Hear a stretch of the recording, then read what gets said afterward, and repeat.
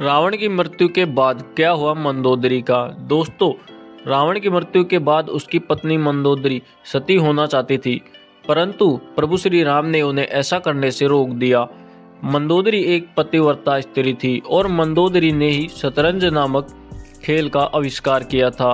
आखिर क्यों मंदोदरी ने अपने देवर से विवाह करने का फैसला किया, इस वीडियो में जानेंगे। नमस्कार मित्रों, आपका हमारी एक और नई वीडियो में। मित्रों, हर साल दशहरे को रावण दहन किया जाता है, क्योंकि इस दिन प्रभु श्री राम ने अधर्म पर धर्म की विजय कराई थी।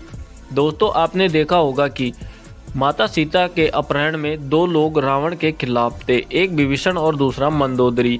दोनों चाहते थे कि रावण माता सीता को प्रभु श्री राम को लौटा दे और युद्ध न करे, परंतु रावण ने ऐसा नहीं किया और प्रभु श्री राम द्वारा मारा गया, जिसके बाद राम जी ने लंका का राजा विभीषण को नियुक्त कर दिया। लेकिन बाद में मंदोदरी का क्या हुआ और उसने विभीषण से विवाह क्यों किया, इसके पीछे एक लंबी कहानी है। पुराणों के अनुसार एक मधुरा नाम की अप्सरा कैलाश पर भगवान शिव की तलाश में पहुंची। उस समय माता पार्वती कैलाश पर नहीं थी, तब उसने भगवान शिव को रिझाने के प्रयास शुरू कर दिए।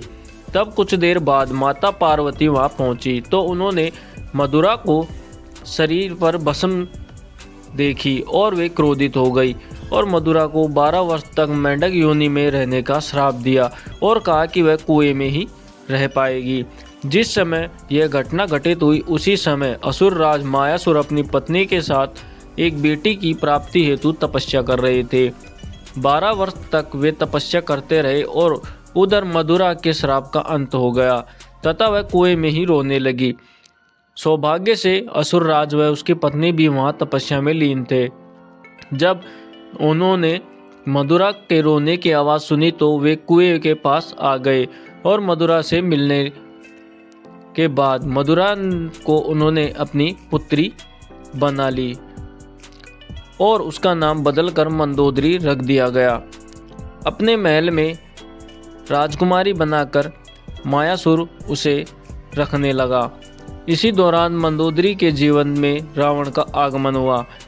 जब रावण ने पहली बार मंदोदरी को उसके पिता मायासुर के साथ देखा तो वह उस पर मोहित हो गया और मायासुर से मंदोदरी का हाथ मांगा, परंतु मायासुर ने ऐसा करने से मना कर दिया। जिसके बाद रावण ने मंदोदरी का अपहरण करके लंका ले गया। दोनों राज्यों में युद्ध की संभावना जागृत होने लगी थी, परंतु मंदोदरी को ज्ञात था कि रावण उसके पिता मायासुर से अधिक शक्तिशाली था, जिस कारण उसने रावण के साथ रहने का फैसला लिया।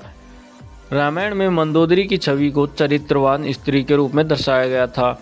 जब रामायण में रावण ने माता सीता का हरण किया तो मंदोदरी ने रावण को समझाया कि दूसरों की पत्नी का अपहरण करना पाप है, वे माता सीता को प्रभु श्री राम को लौटा दे, परंतु रावण नहीं माना और राम जी के हाथों मारा गया। और रावण की मृत्यु के बाद प्रभु श्री राम ने मंदोदरी को विभीषण से विवाह करने का प्रस्ताव रखा, क्योंकि विभीषण के साथ उसका जीवन अच्छा बन जाता, परंतु मंदोदरी ने इस प्रस्ताव को ठुकरा दिया। कहा जाता है कि माता सीता व हनुमान जी के साथ प्रभु श्री राम फिर से मंदोदरी के पास इसी प्रस्ताव को लेकर पुनः गए थे। तब धर्मशास्त्र की ज्ञाता मंदोदरी ने इस प्रस्ताव को स्वीकार किया था और मंदोदरी विभीषण से शादी हो गई थी और प्रभु श्री राम ने मंदोदरी को सती होने से बचाया था। दोस्तों, इस बारे में आपके क्या विचार हैं, हमें कमेंट में ज़रूर बताएं और जय श्री राम और हर हर महादेव जरूर लिखें। धन्यवाद।